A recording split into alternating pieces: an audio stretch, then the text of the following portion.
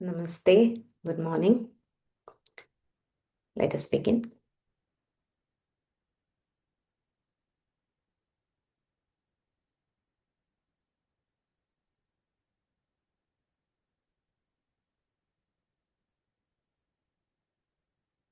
Sit comfortably. Gently close your eyes.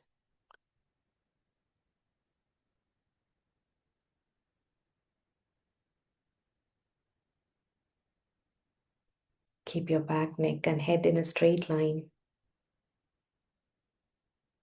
Relax your whole body.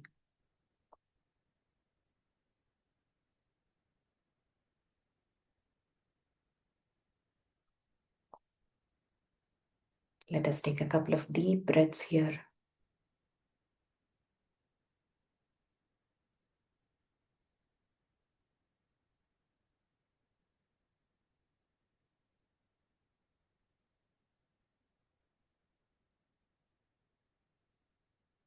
Visualize Bhagavan Vishnu in front of your eyes.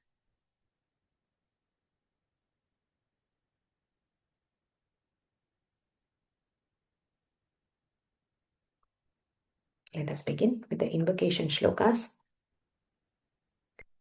Shuklam Baradharam Vishnum Shashivarnam Chaturbhujam Prasannavadanam Dhyayet Sarvavignopaşantaye Narayanan Namaskritya Naranchaiva Narottamam Devim Saraswatim Vyasam Tato Jayamudirayet Yasyadviratavaktradyah Parishadhyah Parashatam Vignam Nignanti Satatam Vishvaksenam Tamashraye Vyasam Vasishthanaptaram Shaktef Pautramakalmasham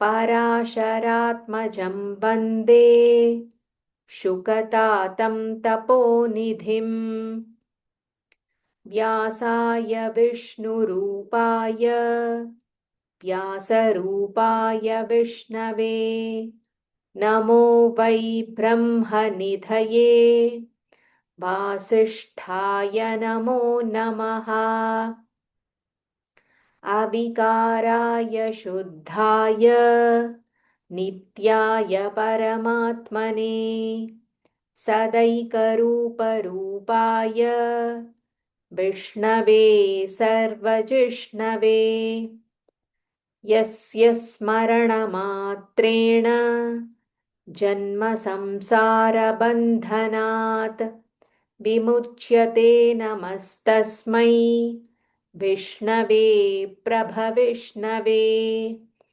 Om Namo Vishnave Prabhavishnave. Let us revise the first four shlokas. Om Vishvam Vishnurvashatkaro Bhuta Bhavya Bhavat Prabhuhu Bhutakrit Bhutabhrit Bhavo Bhutatma Bhuta Bhavanaha Bhutatma Paramatma Cha Muktanam Paramagatihi Avyayah Purushah Sakshi Kshetrajñokshara Evacha Yogo Yogavidam Neta Pradhana Purusheshvaraha Narasimha Vapuh Shriman Keshavah Purushottamah Sarvasharvashivasthanur Bhutadhirnidhiravyayah Sambhavo Bhavano Bharta Prabhavav Prabhurishvaraha. So we saw up till fourth shloka. So today we will discuss the fifth shloka. Swayambhuhu, Swayambhuhu. So there is a half s, then followed by v. So sva, Swayambhu. Again there is a half m and then a full Mahaprana bha, and this is Dhirga bhu. Swayambhuhu, Swayambhuhu. There is a visarga. Shambhu, Shambhu. Shambhu, here it is, it's not Dhirga, it's Hrasva, Shambhu. Shambhu Radityah, Shambhu Radityah. So Swayambhu, there is a visarga followed by sh. So when we join together, we say Swayambhu Shambhu Radityah. So stress on that sh a little more. Swayambhu Shambhu Radityah. Pushkaraksho, Pushkaraksho. There is a half ksha. So roll your tongue. Pushkaraksho, Pushkaraksho. Mahasvanaha, Mahasvanaha. Pushkaraksho, Mahasvanaha. Swayambhu Shambhu Radityah. Pushkaraksho, Mahasvanaha. So if you're taking a break in the between the two padas, you can say Swayambhu Shambhu Radityah. Take a pause. Then start with Pushkaraksho Mahasvanaha. But if you're planning to chant the entire line in a single breath, then there is the visarga is followed by pa. So Shambhu Radityah Pushkaraksho Mahasvanaha. Swayambhu Shambhuradityah Pushkaraksho Mahasvanaha. So if you're not taking a break, instead of visarga, say Shambhuradityah Pushkaraksho Mahasvanaha. Second line. Anadi, Anadi, Nidhano, Nidhano, Mahaprana. Anadi Nidhano, Dhata, Dhata. Then Vidhata, Dhata, then Vidhata, Dhaturuttamaha. As you can see, Mahaprana repeats 4 times in this line. Anadi Nidhano Dhata, Vidhata, Vidhata, Dhaturuttamaha, Dhaturuttamaha. So in this 5th shloka, there are 9 namas, 9 divine names of Bhagwan Vishnu, and this is from 37 to 45. So the first nama is Swayambhuhu, Swayambhuhu. Swayambhu, it is a very commonly used name. When we say Swayambhu, we understand that it is something that is formed on its own, right? So Swayambhu, here Bhagwan is one who is existent without a cause. He is the causeless cause. So for every product, every object, every being, there is a cause, and you can trace back the result back to the cause, and that cause is the result of some other cause. So as you trace back and back, go back, you will reach a point where there is nothing but Bhagwan. So Bhagwan is the one who is self-existent, and he is the causeless cause. He is the cause of everything in the creation. So the first nama is Swayambhuhu. The second nama, very interesting nama, Shambhu. Shambhu. We all know Bhagwan Shiva, another name for Bhagwan Shiva is Shambhu. And here Shambhu is also used to refer to Bhagwan Vishnu. So the difference, the distinction is only in the name and form, in the divine manifestation for which we are praying to either Bhagwan Shiva or Bhagwan Vishnu.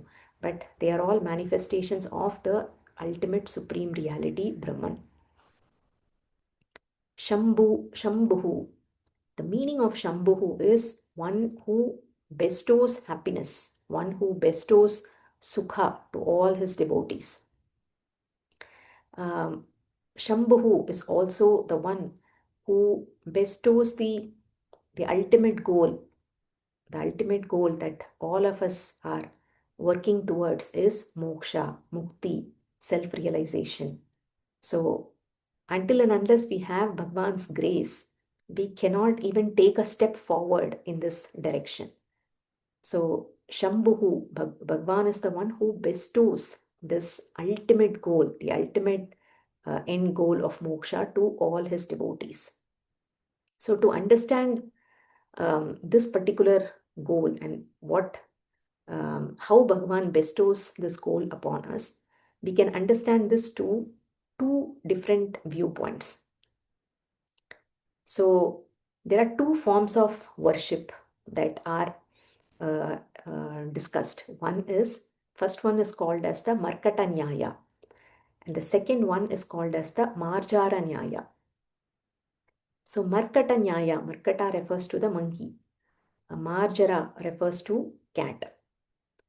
So, if you observe a little baby monkey, the baby monkey will cling to the mother monkey.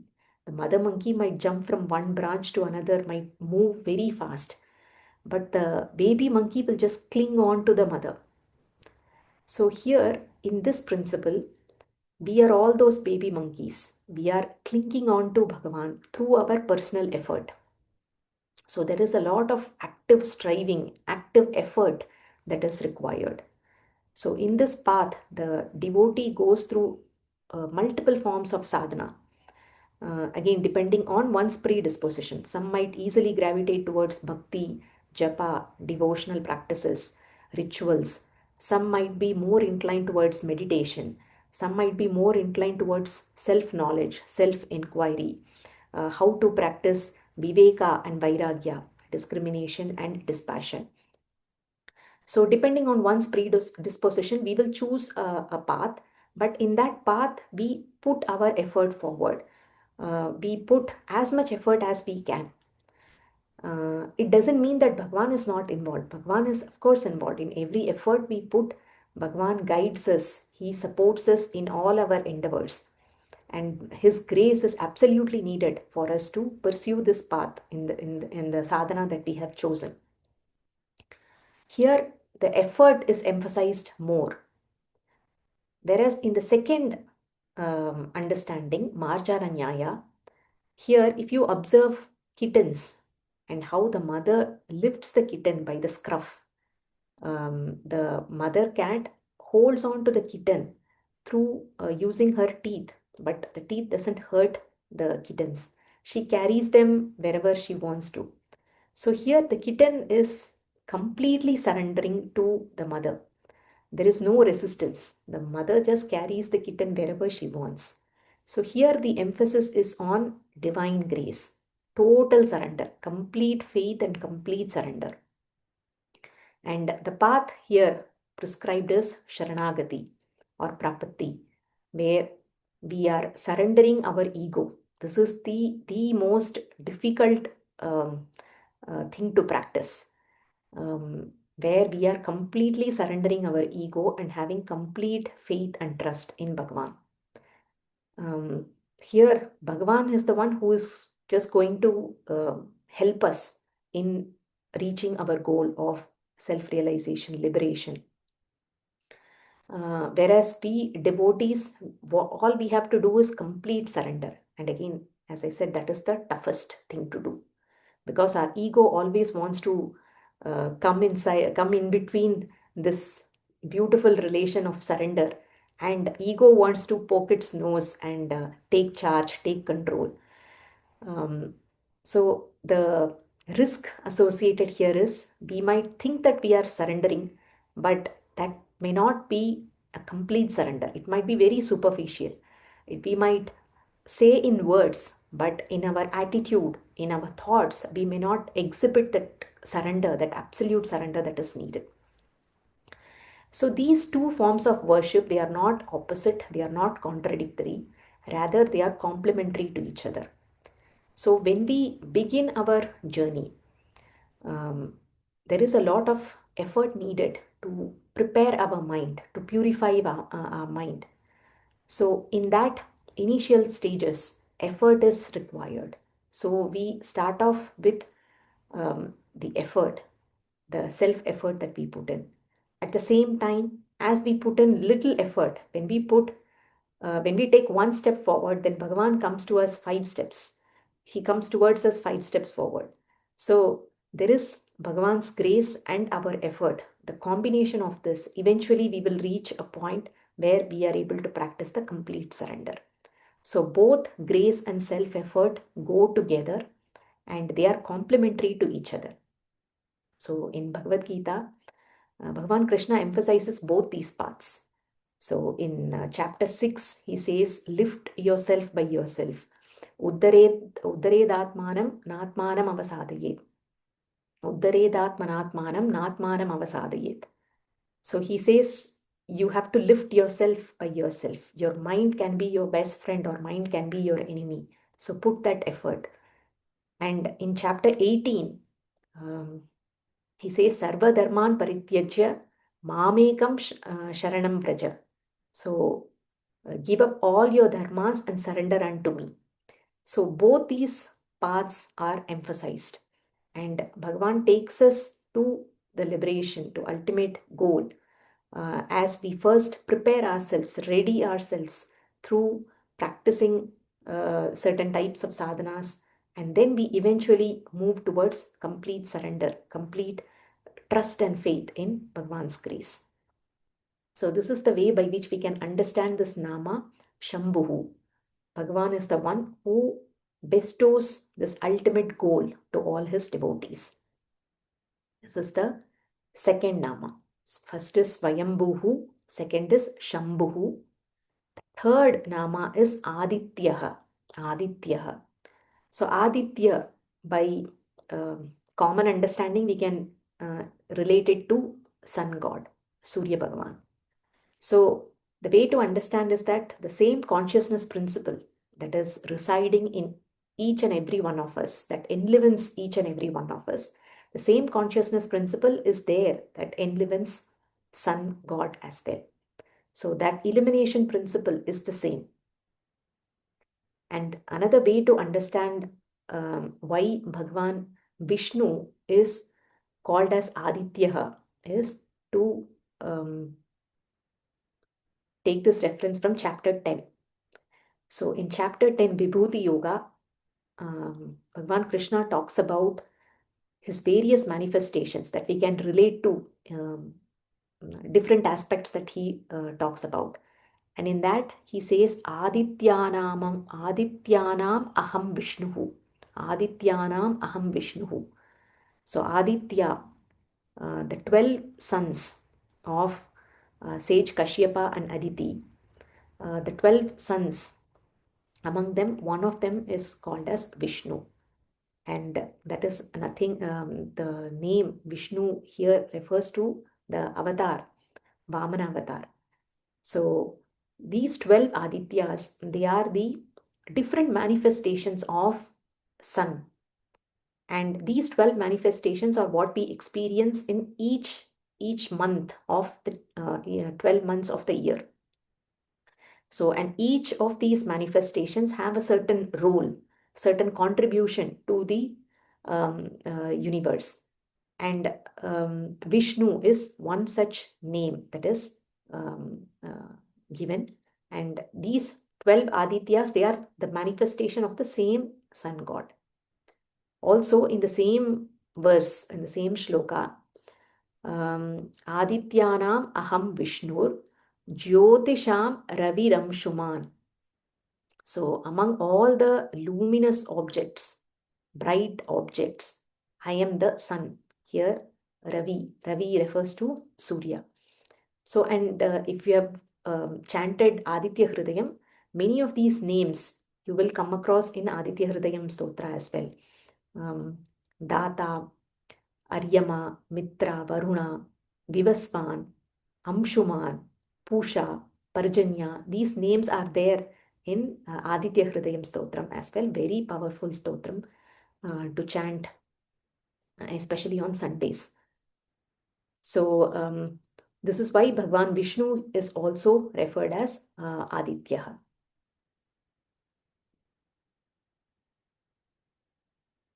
Third nama, Adityah. The fourth nama is Pushkarakshaha. Pushkarakshaha. Here, Bhagwan's eyes, they resemble that of lotus petals. So you will see there will be some names which describe certain qualities or certain attributes of Bhagwan. And there will be certain names which describe the physical attributes. So here in this case, Pushkaraksha is for us to um, visualize and meditate upon Bhagwan's form. So here Bhagavan is called as Pushkaraksha for us to help visualize Bhagwan's eyes, which is resembling that of lotus petals. So that is the fourth nama. The fifth nama is Mahasvanaha. Mahasvanaha. Svana refers to sound. Mahasvanaha, the great sound. So the great sound is nothing but Vedas, the mantras in the Vedas. So all those mantras emanated from Bhagwan. They are not composed by any sage. That's why they are called as Apaurusheya. Vedas are called as Shruti, Apaurusheya, because they are directly from Bhagwan. Svana is also referred to as breath. So Vedas are said to be the breath of Bhagwan. So Mahasvanaha. Next nama is Anadi Nidhanaha. Anadi Nidhanaha. Anadi. Adi means beginning. Anadi means no beginning. Nidhana, no end.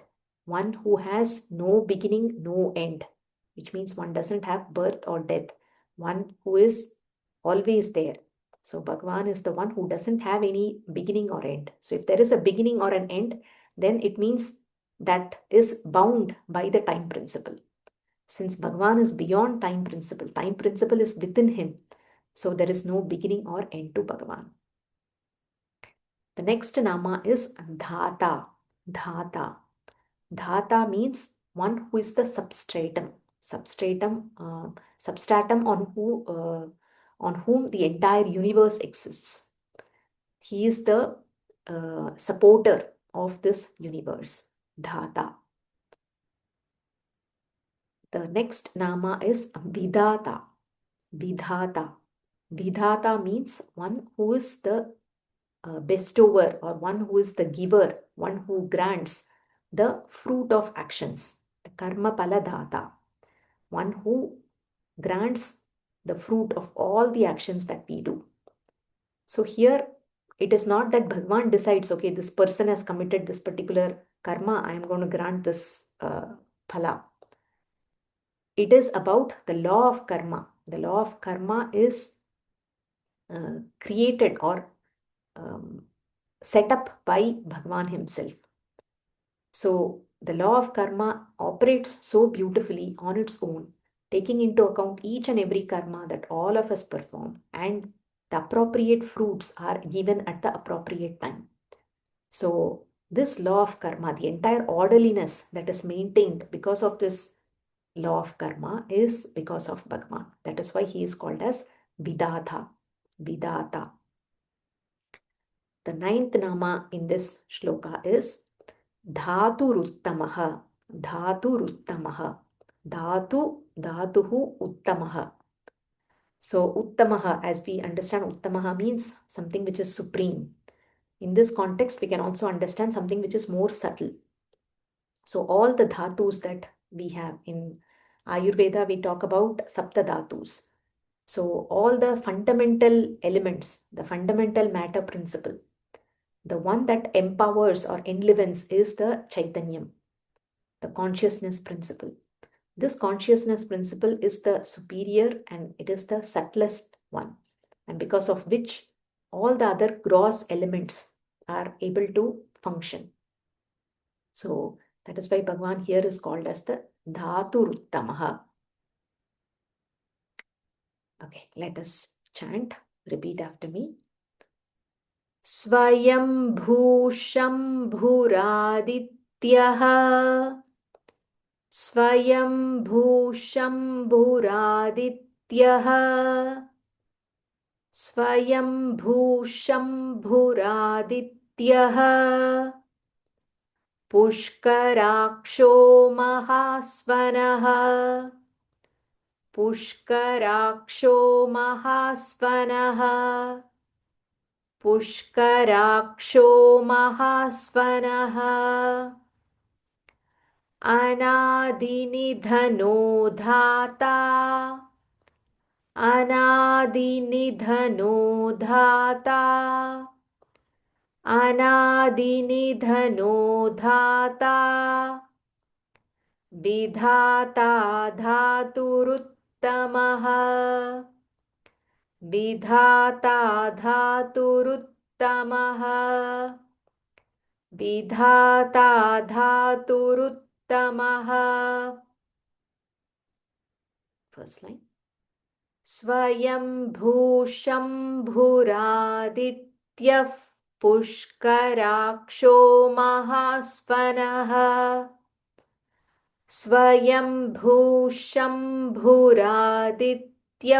पुष्कराक्षो महास्वनः Swayambhu शम्भुरादित्यः पुष्कराक्षो महास्वनः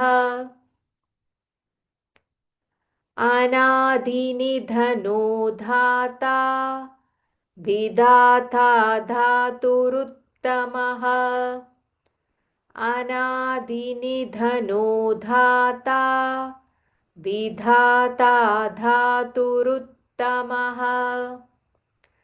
अनादिनिधनो Dhata Vidhata धातुरुत्तमः Complete shloka 3 times together. Swayambhu शम्भुरादित्यः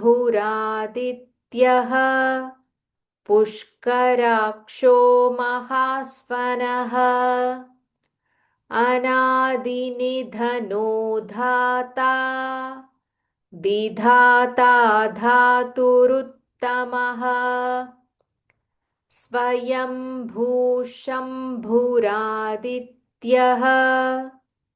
पुष्कराक्षो महास्वनः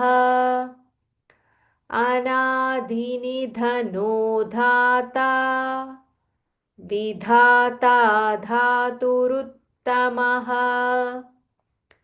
Swayambhu शम्भुरादित्यः पुष्कराक्षो महास्वनः अनादिनिधनो Dhata Vidhata धातुरुत्तमः. Let us conclude. Gently close your eyes. Observe the vibrations of the chanting in your head region. Recollect the names that we discussed today.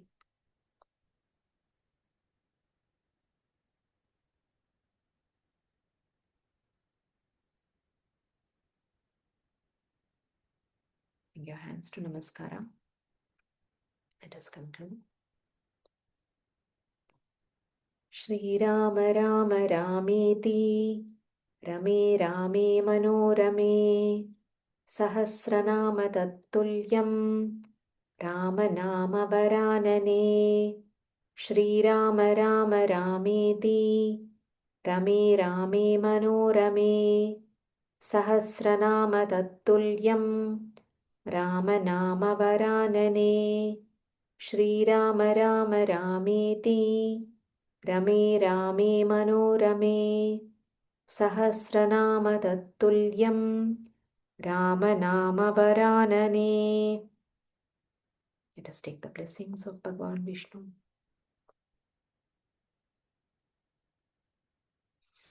Gently open your eyes. Thank you for joining. We will again meet in the next session.